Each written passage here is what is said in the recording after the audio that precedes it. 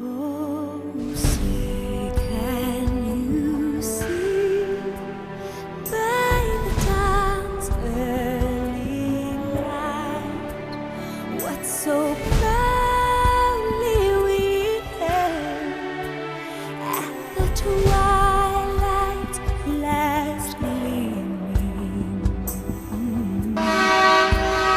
These broad stripes and bright stars prove. Good afternoon and welcome to Annette's Corner. As promised in our first airing, we will be going around to different towns and cities in Chittenden County, talking to area businesses as well as all of us citizens. And you, citizen, welcome. Absolutely welcome. We are right now at AJ's Kitchen. I just enjoyed a cheeseburger and french fries, but my camera person had me get rid of the plate because it looked too distracting. I'd like to introduce to you Tom Licata. And Tom Licata is a financial analyst. He is the founder of Vermonters for Economic Health, as well as he is running for representative for Burlington. And then I also have here Agnes Clift. And Agnes Clift works at Gardner Supply Company. She's running for representative in South Burlington. And also we have our friend Rita, who's joined us, and she is the mother of 4 children between the ages of 26 and 14. So welcome, everybody. Thank you. Thank you so much. This is like, I am so appreciative. As all of us, we have elections coming up. All of us are concerned about Vermont, the direction Vermont is headed. And I know that at this table right here, and you too, citizen, we're not discussing anything new or revolutionary. Whether we're discussing employment, owning a business, keeping a job, we're going to be discussing the advantages and the disadvantages of doing business in Vermont.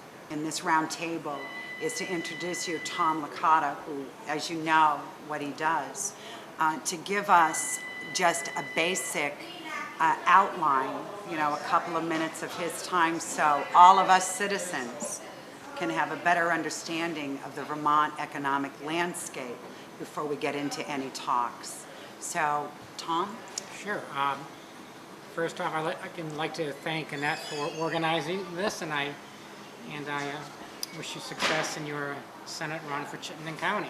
Thank you. I think this is a great idea for you to introduce yourself to Chittenden County and to start your Senate campaign. So, good luck. I'll give just some background on where Vermont's economy is and why I think that we need significant change in Montpelier.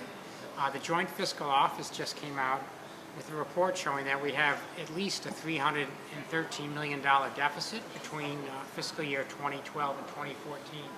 So the next 3 fiscal years we have an over 300 and probably closer to $400 million shortfall in our general fund budget.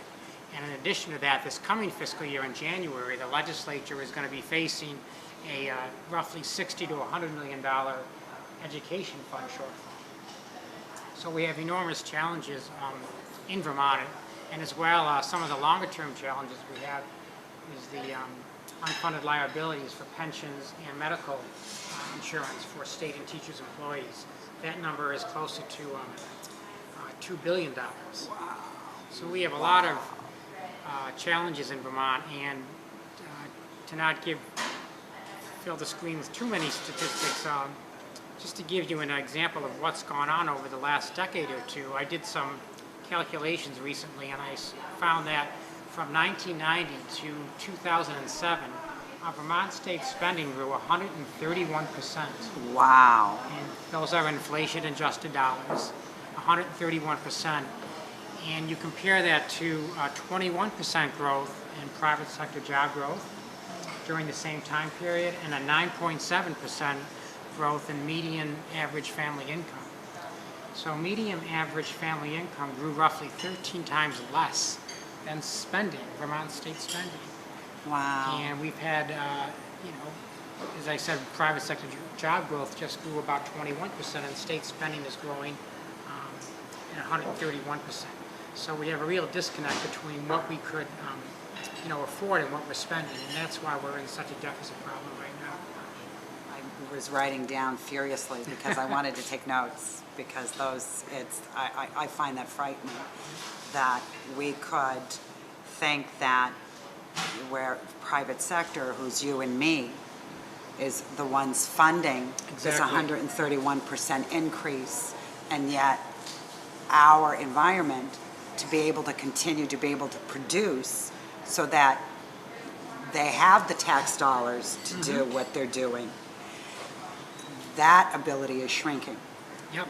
You cannot sustain that kind of spending without a healthy private sector. And What do you think would be, I mean, we've looked at some real issues or numbers. What do you think, all of you, if you have something to say, to please say it, what do you think is the biggest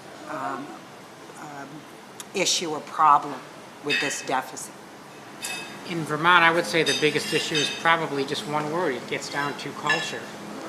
If you don't have an environment or a culture that really wants to promote economic growth and promote individual opportunities for its people, then you're not going to get the kind of economic growth necessary for that spending.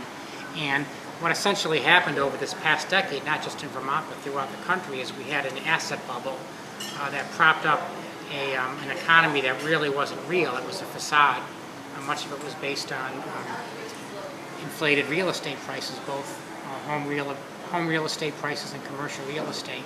And so what happened is those assets kept going up, and people kept borrowing against their houses, mostly through home equity loans, and then their price dropped, right? Yeah. But everybody's debt that they took out stayed up here. So now we have all this debt that we have to pay off, right? And the asset prices are down here.